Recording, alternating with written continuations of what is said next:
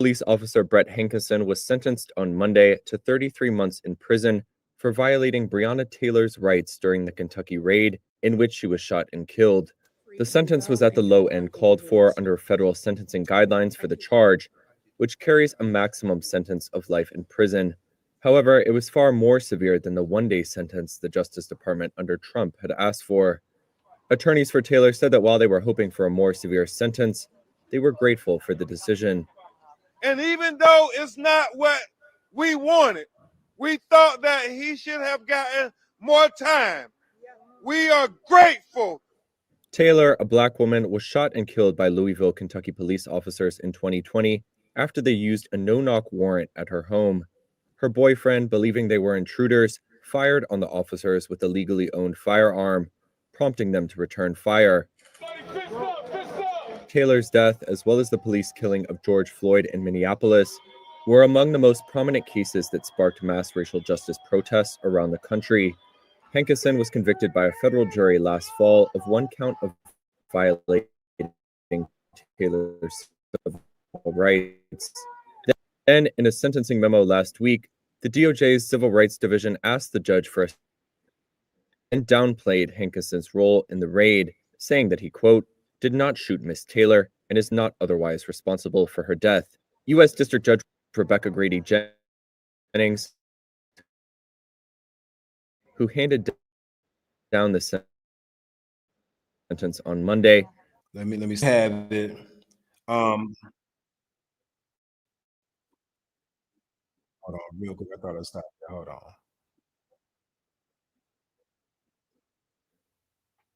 All right, so here you have a young lady by the name of Breonna Taylor who lost her life by simply just living, like being in her own house, being in her own home. Police came in without knocking. They came in and they began to open up fire. They killed her, and the officer that was charged with her death, they tried to give him, first of all, they tried to give him a one-day sentence. Like, you can go to jail for 1 day and you're good.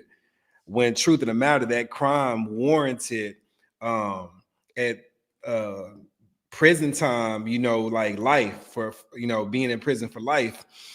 But ended up not being 1 day, ended up, as you see, it was 33 months. So almost 3 years that he has to spend in jail potentially. Just stay with me for a moment, because again, she didn't deserve to be killed. She didn't do anything that warranted her life being taken, but yet it was taken in her own place. And the guy that did it, although he wore a uniform and a badge, and I'm not gonna really pull the whole white and black card, but I'm gonna leave it there. Okay, I'm gonna leave it right there just for now. I want you to understand that he got a 33-month sentence when it could have and should have been up to life. But I want to show you one other story real quick, and then we're gonna get right into our topic, man. Check this out. And this is one I actually showed you guys. This was maybe 2 weeks ago is when I had showed you this one. So this is Carmelo Anthony. All right. So Carmelo Anthony with Carmelo spelled with the K, as you can see here. But this young man at the time, he was 17 years old. They were at a track meet, and one thing led to another, where he ended up killing a young man that was on a different track team. His name is, as you can see, Austin Metcalf. He stabbed him up there in Dallas, Texas, Frisco, Texas. And so anyhow, check this out. JD Miles online at CBSNewsTexas.com. A Collin County grand jury has now indicted Carmelo Anthony, killing another high school student at a track meet. The story has generated national interest, and our JD is live at the Collin County Courthouse, where he's been gathering reaction to this decision. JD. Karen and Ken, Collin County District Attorney Greg Willis says his office has been presenting evidence for weeks to a grand jury panel here and asked that panel to return an indictment of first-degree murder on Carmelo Anthony, which they did today. Now, we know this case has struck a deep nerve here in Collin County and beyond. And that's understandable. When something like this happens at a school event, it shakes people to the core. But let's remember that the justice system works best when it moves with steadiness and principle. That's what we're committed to, and that's what this case deserves. Willis delivered that video statement after the indictment was handed down. A first-degree murder charge carries a 5 to 99 years or life in prison sentence if convicted. Carmelo Anthony is accused of fatally stabbing Austin Metcalf during a treat inside a stadium where both of their Frisco ISD high school teams were participating. Anthony told police he acted in self-defense and was provoked by Metcalf during an altercation that preceded the stabbing. Anthony's attorney says his plans to use that defense in a video statement released earlier today. Self-defense is a fundamental right guaranteed every American. The law is clear. When self-defense is raised by the facts, the law puts the burden squarely on the prosecution to prove beyond a reasonable doubt that the citizen accused did not act in self-defense. The father of Austin Metcalf issued a statement to us. It says, "I am pleased that we are moving forward with the first-degree murder indictment. It now goes into the court system. I fully believe that justice will be served for Austin Metcalf. I look forward to the forthcoming trial, but it will never bring my son back."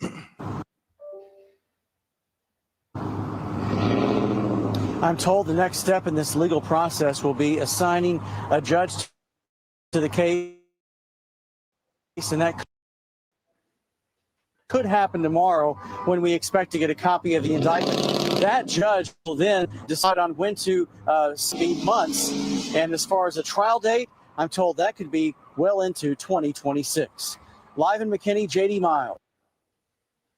All right, so I'm gonna go ahead and stop it, but I want you guys just to see that both Carmelo Anthony and the ex-officer, both of them committed a crime of a murder, right? One was told that, hey, you know what, we're gonna shoot for 1 day, and they end up getting 33 months instead of life.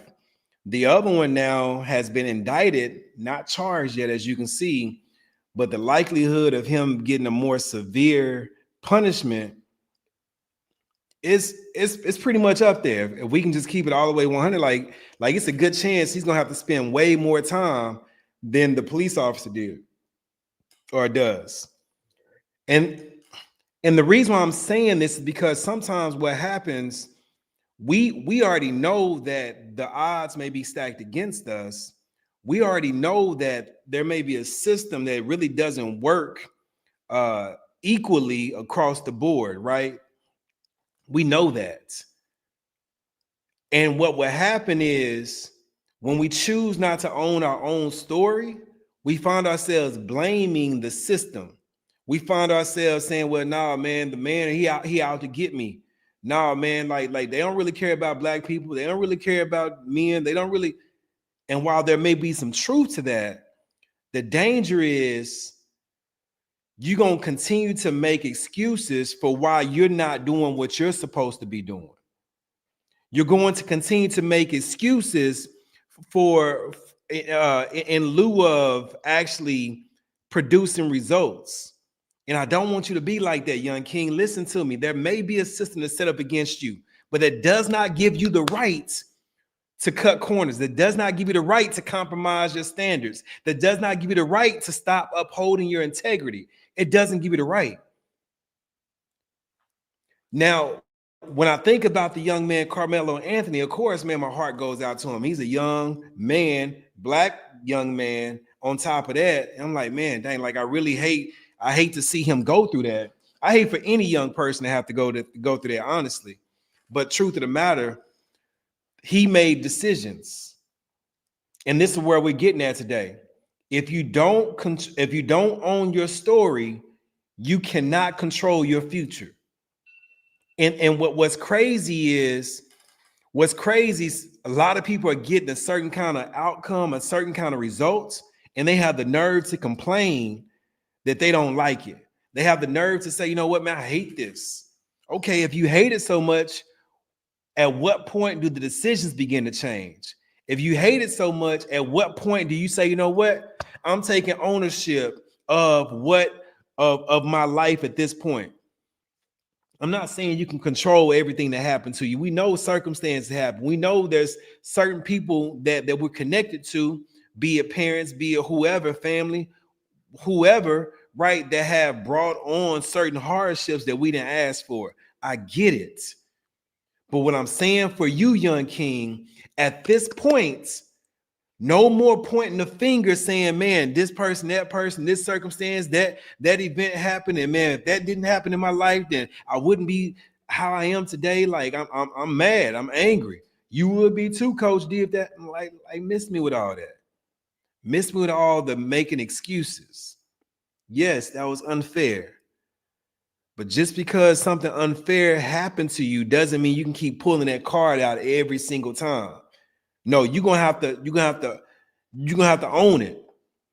But when I say own your story, I'm saying this. I'm saying that your story is still being written out right now. Every time you wake up, your story is being written out still. And it's not until you draw your last breath is when that story stops being written. So as long as you have a pen in hand, stop taking that pen and just throwing it off. You know, just throwing it away or just giving it up, right? Stop giving up that pen and start taking and start writing a story that you really can hang your hat on. Begin to write that story that you will be proud of. Begin to write that story that's going to produce a legacy that you're like, man, anybody that hears it, they straight saluting that, right? Every time they hear about your legacy, they saluting it. Write that kind of story. Despite what you went through, despite who put you into hardship situations, despite what obstacles you had to overcome, I'm saying begin to own your story. And once you own it, you can control it. But if you never take ownership of that story, then you can't control your future. And what you do, you now give somebody else that power to control your future. You understand what I'm saying? You give somebody else that power to control the outcome of your life. And if you're not careful, as in the case with Carmelo Anthony, if you're not careful, what happens is you're going to be written out of your own story. That's crazy. That's crazy. Somebody going to write you out. But the story's supposed to be about you. But yet you being the main character, you got written out. No, don't let that happen. Say it's not on my watch. Yeah, I want you to put that in the chat, man. It's not on my watch. Not on my watch. Put that in the chat. Not on my watch. Like it's not gonna happen. That's real talk. So I want you to just follow me for a moment, because when I think about even my situation, there's been many a times when I will wonder, man, I guess my daddy really don't love me, man. Because every time I would tell him I love him, he would never say I love you back. I thought my mama really did care for me, man. But yet she was choosing drugs over her sons. And I got to a point where I began to question me. And I was like, well, I guess my daddy don't love me. Mama, she choosing drugs over her sons.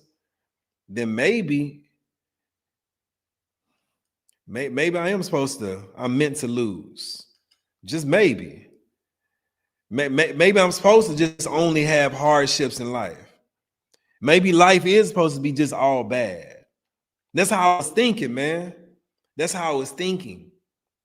Until people started getting in my ear that really cared about me. And they started to tell me, nah, man, listen, D, like you really are a winner. Nah, bro, like it's gonna get better. Like, man, you special. Man, you got greatness in you, D.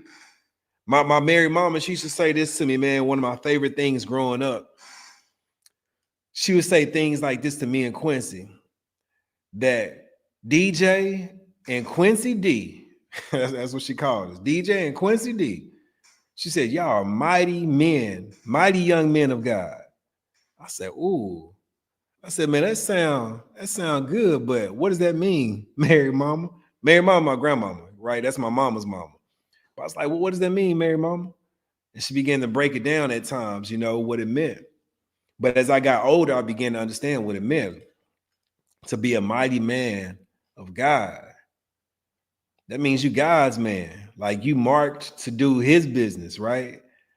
And you're mighty. And so like you're great, like there's greatness in you, right? And so anyhow, man, I'm grateful for people like that spoke life over me in such a way. I'm grateful for those that said, man, nah, like you don't deserve that, man. I'm sorry you had to go through that, but I really believe that you got great things in store for you, DJ. Like, don't stop, man. And I'm telling you the same thing. Like, I don't care how jacked up things have been up until this point in your life. There's still greatness in you, young king. There is greatness in you, man. And because there's greatness in you, you have to get to that place where you say, you know what? I'm taking ownership of my story now. I'm no longer going to be this victim. And that's what happens to so many people. I believe Carmelo Anthony, I believe he was in that situation where he saw himself as a victim. You hear me? And when you see yourself in such a light, man, it's like you just kind of go with the flow. I don't care what happens to me.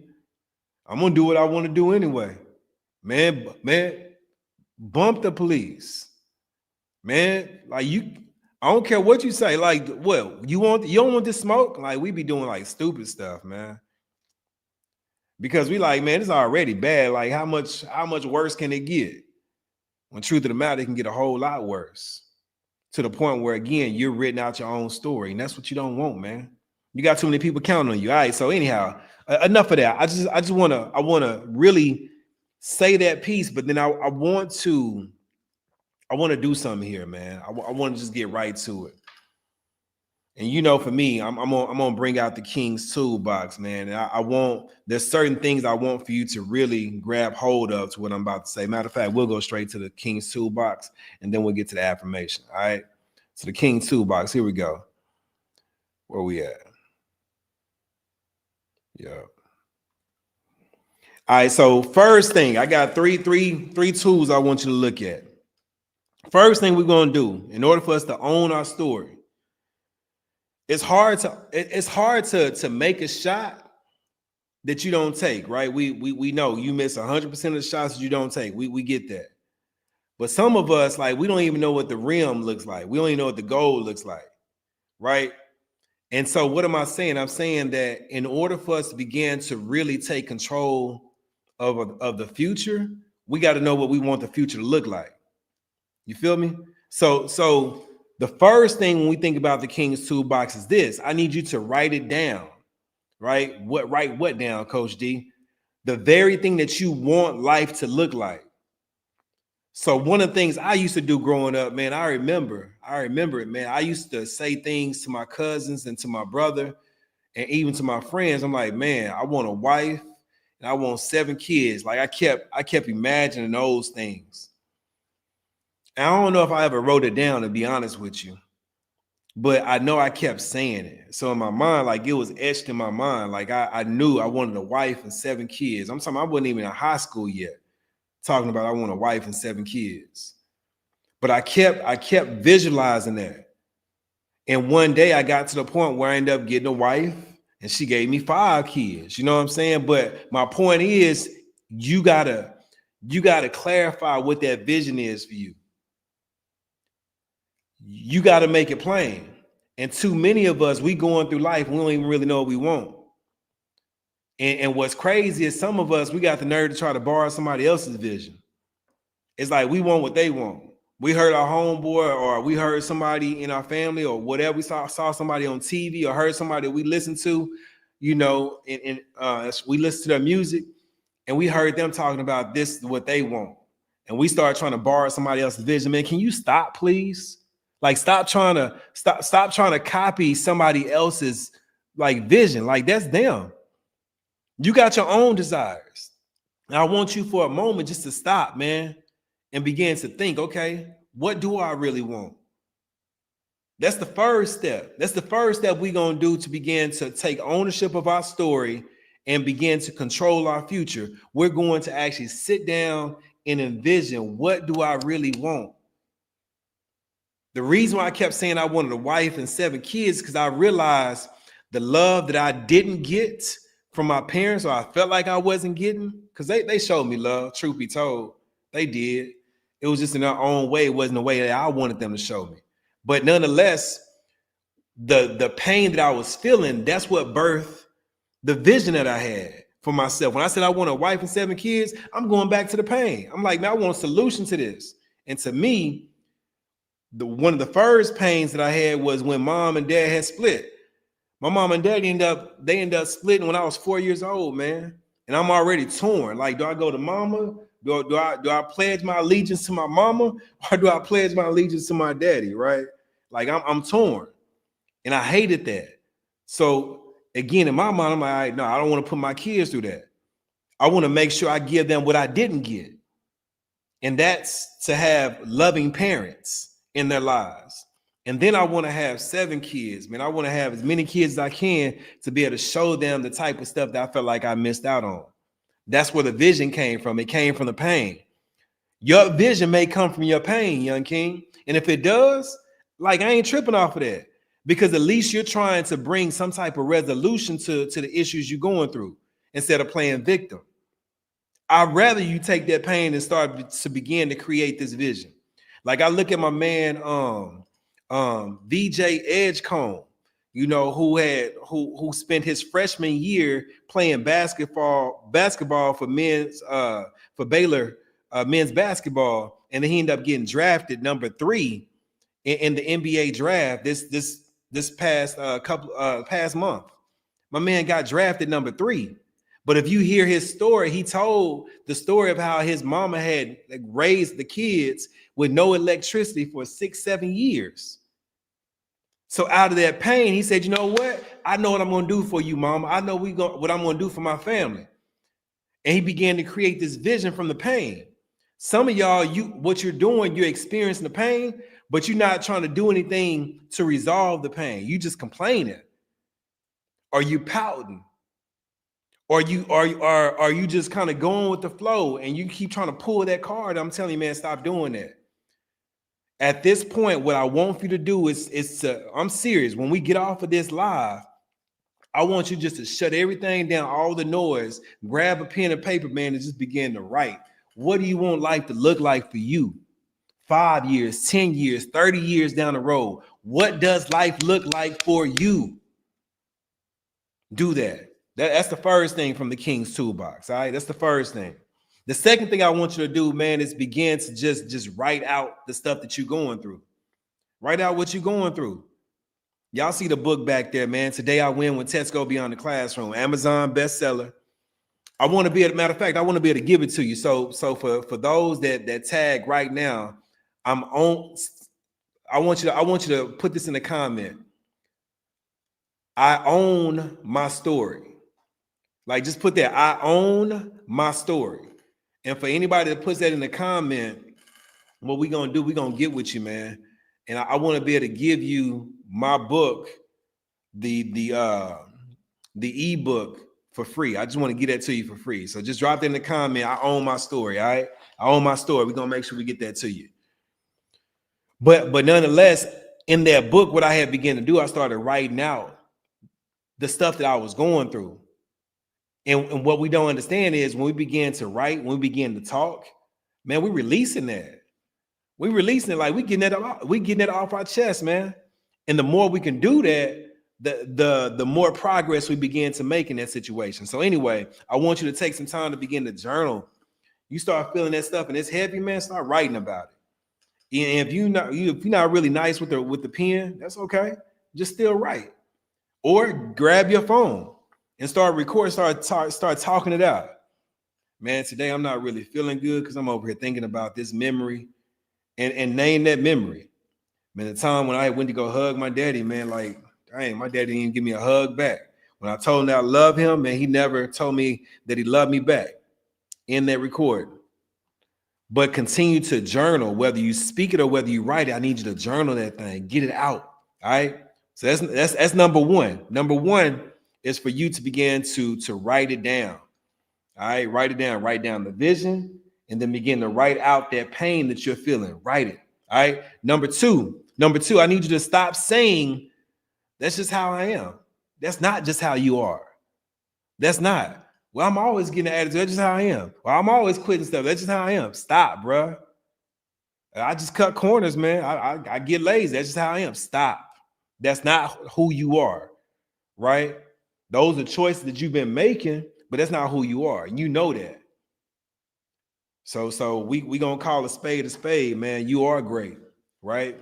You are great. And those games you playing, they just games. Stop playing. Because all you're doing is putting yourself in a situation where the outcome that you're gonna get from those choices, man, you're gonna be completely dissatisfied. You're gonna find yourself complaining about those. All right. So that's number two. Stop saying that it's just how I am, because it's not. That mindset keeps you stuck. And I need you to understand that you are the author, you're not the audience. All right. You're the author and not the audience. The number three, the last one, I want you to think about this. I want you to tell it before they twist it. I know. Let me slow down on this one. Tell your story, man. Like tell it. Like I'm a firm believer in actually putting your stuff in a book. I'm a firm believer. And if you don't put in a book, man, start a YouTube channel. Like tell it. Like get on Instagram, go live, like tell it, man. Tell your story before they begin to twist it. Because like I know, man, there's some stuff that we can go through. Like who was that here recently? Man, I'm trying to think. Who was my man? It wasn't Shannon Sharp. It's not Shannon Sharp. I'm thinking of somebody else, man. But anyhow, it was Michael Irvin. So I don't know if y'all here remember, but Michael Irvin, who used to be a receiver for the Dallas Cowboys when they were winning championships, Super Bowl. I ain't winning no Super Bowl. Like, come on, Cowboys. Come on. I need you to win. I'm a Cowboys fan, man. Don't hate me, but I'm a Cowboys fan. Anyway, but Michael Irvin, when they would win the Super Bowls, I remember probably 2-3 years ago, there's some allegations that he had made some sexual advances and that he had sexually harassed this woman that was in his hotel. Well, he swore up and down like, man, I did not do that. But what the media began to do, they began to twist that joker. And they began to twist the story and say, no, Hall of Famer, Super Bowl champion, Michael Irvin has, been accused of sexually assaulting or sexually harassing, a woman that was in a hotel or whatever, blah, blah, blah, blah, blah. And it cost him all kind of stuff. It cost him opportunities. He had to go off the air for a minute. It cost him his dignity, if you will. You know what I'm saying? Like he was viewed in a different way. His name was slandered, all that kind of stuff, man. But when he began to really share his story and get it out there, people had began to understand what had really happened, right? He ended up being cleared of the charges, but man, all that defamation that he had to go through, it's because somebody took his story and began to twist it. They begin to trying to make it fit the narrative they wanted it to fit. And all I'm saying is I need for you to begin to tell your story before they can begin to twist it. Even if they do start twisting it, man, still tell your story and stand on that. Stand on it. Because your truth is power. All right. Speak up. Man, listen to me. Speak up. And for some of you guys, I had used this analogy last week. Some of y'all be butting heads with your coach. And when you butt heads with your coach, it's like you just kind of just let it be. Like you're not even trying to like make peace with your coach. You just, so what, man? I got an attitude with him. So what, man? I walked out of practice. And that's the wrong attitude, bro. When truth of the matter, you telling your story is saying, all right, coach, my bad. That was on me. Like I know that I had jacked up. I know I got an attitude with you is because, and then share your story, man. Maybe it was something that he had said that triggered you to act a certain way because again, you experienced somebody talking down to you growing up.